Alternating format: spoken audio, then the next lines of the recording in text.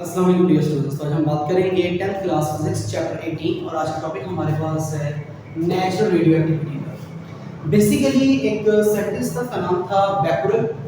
Becquerel ने first time radiation को observe किया था।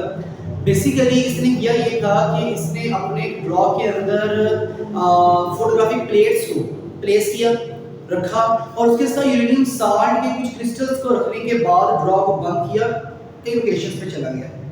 जब बंदा वापस आया तो उसने आकर देखा कि उन फोटोग्राफिक प्लेट्स के ऊपर चेंजिंग्स आई हुई हैं और उन तब्दीलियों को जब ऑब्जर्व किया गया तो पता चला कि यूरेनियम क्रिस्टल जो पास करा हुआ था उसने लगातार यहाँ पे रेडिएशंस एमिट की, जिसकी वजह से फोटोग्राफिक प्लेट्स के ऊपर एक चेंज प्रोड्यूस हुआ।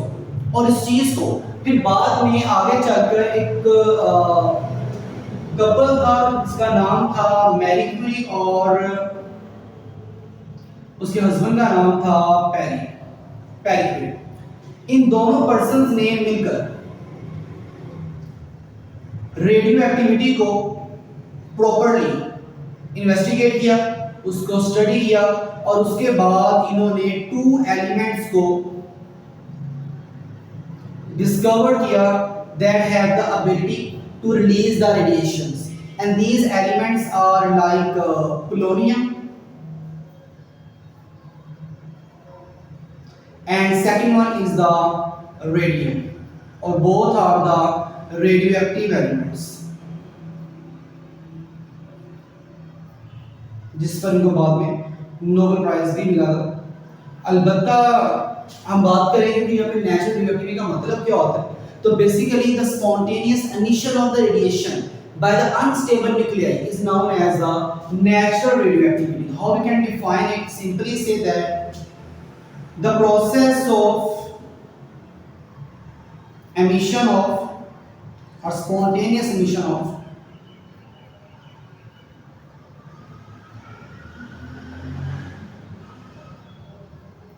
radiations by unstable nuclei is known as the natural radioactivity, radiations के खारिज होने का प्रोसेस। अब वो एलिमेंट्स जो रेडिएशंस खारिज करेंगे वो अनस्टेबल न्यूक्लियाई, वो एलिमेंट जो रेडिएशन एमिट करेंगे, these are known as the radioactive elements।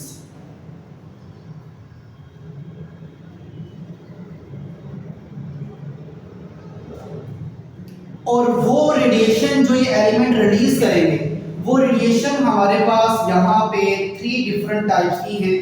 One is about the alpha radiations, beta radiations और last one is the gamma radiations. 3 different type of radiations are emitted by the radioactive elements alpha, beta और gamma। देखा ये गया है कि अगर आप यहाँ पे कोई भी एक रेडियोएक्टिव सोर्स प्रोवाइड करते हैं that is placed in the lead block, तो this one is the lead block। ये आपके पास रेडियोएक्टिव मटेरियल है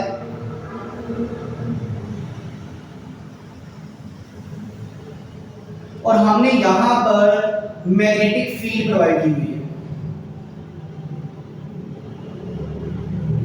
बेसिकली आपने चैप्टर नंबर 15 में डिस्कस किया है कि मैग्नेटिक फील्ड लाइंस को रिप्रेजेंट करने के 2 मेथड हैं। अगर तो ये मैग्नेटिक फील्ड लाइंस पेपर से आउटवर्ड टुवर्ड द रीडर, तो हम इसको डॉट से रिप्रेजेंट करते हैं। लेकिन अगर ये मैग्नेटिक फील्ड लाइंस की डायरेक्शन पेपर में इनवर्ड है, अंदर की तरफ अवे फ्रॉम द रीडर, तो इसको हम क्रॉस से रिप्रेजेंट करते हैं। तो ये रिप्रेजेंट कर रहा है कि यहाँ पे जो मैग्नेटिक फील्ड प्रोवाइड कर रहे हैं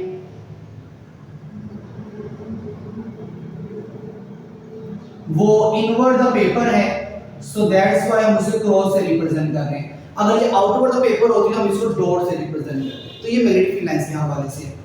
अलबत्ता जब ये रेडियोएक्टिव मटेरियल रेडिएशन एमिट करेगा लाइक अल्फा, बीटा और गामा, तो देखा ये गया है कि जो अल्फा रेडिएशंस होती हैं या जो बीटा रेडिएशंस हैं ये मैग्नेटिक फील्ड के अंदर डिफ्लेक्ट कर जाती हैं अपना एंगल, अपना पाथ चेंज कर लेती हैं, और इनके इस पाथ को चेंज करने का मतलब है कि alpha and beta radiation are affected by magnetic field. But वहीं पर ऑब्जर्व किया गया है कि जो आपके पास गामा रेडिएशंस हैं, these pass straight without any deflection, without change any direction. It means that there is no effect of the magnetic field on the gamma radiation. So this one is about the alpha, beta and gamma radiations. इसके बाद हम further बात करें तो next one is about the background radiations. Background radiation के बारे में ये कहा जाता है, इसकी डेफिनेशन इस तरह से करेंगे कि हमारे एटमॉस्फेयर के अंदर, हमारे सराउंडिंग में different type of radiation exist करती है, डिफरेंट और डिफरेंट सब्सटेंस से रिलीज हो रही है। तो हमारे पास अगर हम बात करें कि such radiations that present in our surrounding are known as the background radiation. पर इनको रिलीज कौन करेगा? These radiations are emitted by radioactive elements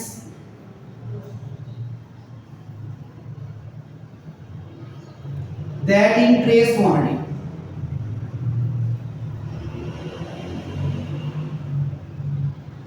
in air, rocks, soil and water। मतलब हमारे आसपास जो हवा है, जो रॉक्स है, जो आपके पास सॉइल है या पानी है, ये बेसिकली वो तमाम मटेरियल्स हैं, वो तमाम प्लेसेस हैं जहाँ से आपके पास क्या रिलीज होंगे, रेडियोएक्टिव एलिमेंट्स एग्जिस्ट करेंगे, वहाँ से क्या रिलीज करेंगे, रेडिएशन रिलीज करेंगे। तो हमारी सराउंडिंग में पाए जाने वाले रेडिएशन को हम क्या नाम देंगे? बैकग्राउंड रेडिएशंस का। इसके साथ ही यहाँ पर एक और डेफिनेशन हमारे पास है, this one is the cosmic radiations. Cosmic radiation के बारे में ये कहा गया है, कुछ ऐसी रेडिएशंस होती हैं जो स्पेस के बाहर से जमीन तक आती हैं। These are known as the cosmic radiations. Such radiations that enter in our planet from outer space.